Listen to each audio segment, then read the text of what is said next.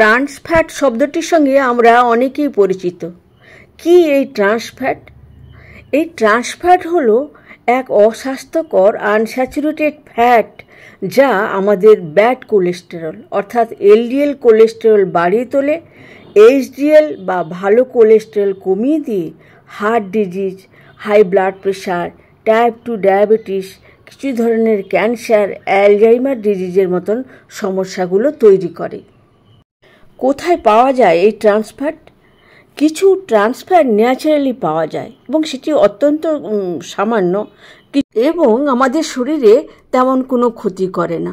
মাংসে, বিভিন্ন রকম মাংসে এবং ডেয়ারি প্রোডাক্টে এটি পাওয়া যায় ন্যাচারালি। তবে তৈরি করা আর্টিফিশিয়াল যে ট্রান্স ফ্যাট সেটি আমাদের শরীরের জন্য অত্যন্ত মারাত্মক। এই আর্টিফিশিয়াল ট্রান্স ফ্যাট তৈরি করা হয় সাধারণ তেলকে হাইড্রোজেনের মধ্যে দিয়ে পাঠিয়ে পার্শিয়ালি হাইড্রোজেনেটেড অয়েল তৈরি করা হয়। কেন? তাহলে সেই খাবারগুলো সলিড অবস্থায় থাকবে, টেক্সচার মাখনের মতো দেখাবে আর সেলফ ভ্যালু বাড়বে। অনেক দিন খাবারগুলোকে আমরা সংরক্ষণ করতে পারবো। এছাড়া উচ্চ তাপে যখন আমরা কোনো কিছু ফ্রাই করি, ফ্রেঞ্চ ফ্রাই, চিপস ইত্যাদি, তখন কিন্তু ট্রান্স ফ্যাট তৈরি হয় এবং এগুলো আমাদের শরীরের জন্য ক্ষতিকারক।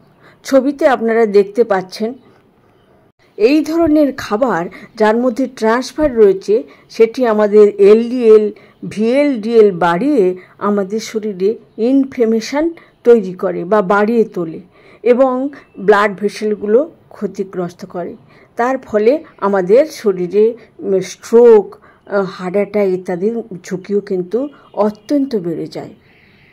এই খাদ্যগুলোর মধ্যে সাধারণত baked food, fried food, margarine, কিছু ফ্রোজেন ফুড অন্যতম, যেগুলোর মধ্যে ট্রান্স ফ্যাট লুকিয়ে থাকে। এইসব খাবার খেতে আমাদের খুবই ভালো লাগে, তবুও আমরা যতটা পারি সংযত থাকব, এগুলো এড়িয়ে চলব এবং তার বদলে ন্যাচারাল ফুড, বাদাম, নানা রকম ফলমূল, বীজ ইত্যাদি আমরা যদি বেশি পরিমাণ আমাদের খাদ্যের মধ্যে ঢোকাতে পারি তাহলে কিন্তু আমাদের এই যে বিপজ্জনক সমস্যাগুলো কিন্তু আমরা এড়িয়ে যেতে পারবো। ওয়ার্ল্ড হেলথ অর্গানাইজেশন বা হুয়ের মতে এই ট্রান্স ফ্যাট প্রতিদিন যেন আমাদের ক্যালোরির 1%-এর বেশি না হয়, কারণ সমীক্ষায় দেখা গেছে প্রতি বছর প্রায় 3 লক্ষ মানুষ এই ট্রান্স ফ্যাট গ্রহণের জন্যই হার্ট অ্যাটাকে